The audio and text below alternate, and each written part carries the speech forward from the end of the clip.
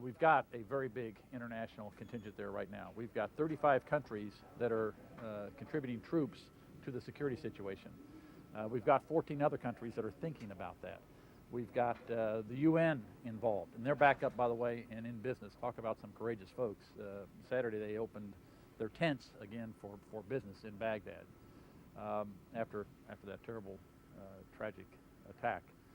We've got Iraqis helping. We have 50,000 Iraqis that are armed with us, that we've trained, that are helping protect the infrastructure, that are part of the police force, that are part of the civil defense force.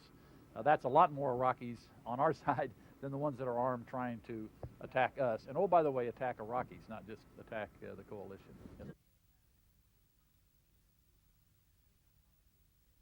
It's important for us and for the Iraqis, and particularly for the Iraqis, to take responsibility for their country. And so we encourage them to do that. We collaborate, the coalition and international community collaborates with them to do that.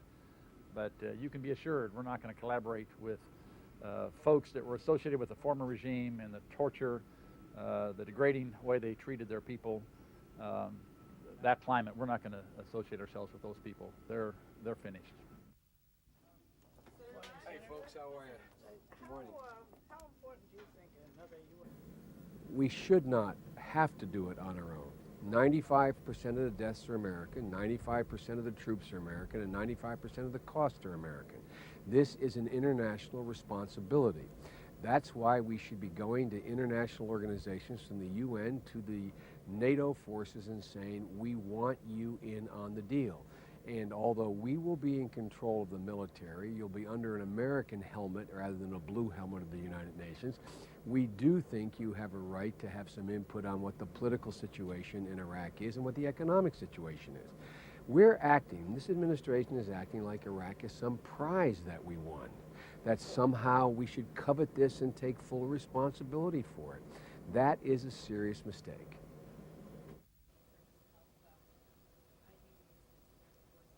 The main difficulty is we don't have enough civil affairs people there. We don't have enough international police forces there. Every expert said we're going to need 5,000 to 6,000 international police on the ground while we train up an Iraqi police force, that we should be recruiting them from Europe. We're not doing that.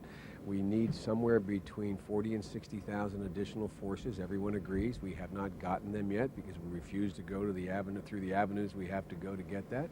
And we need, most importantly, to acknowledge that there is not going to be enough Iraqi oil revenue to pay for the reconstruction in the near term.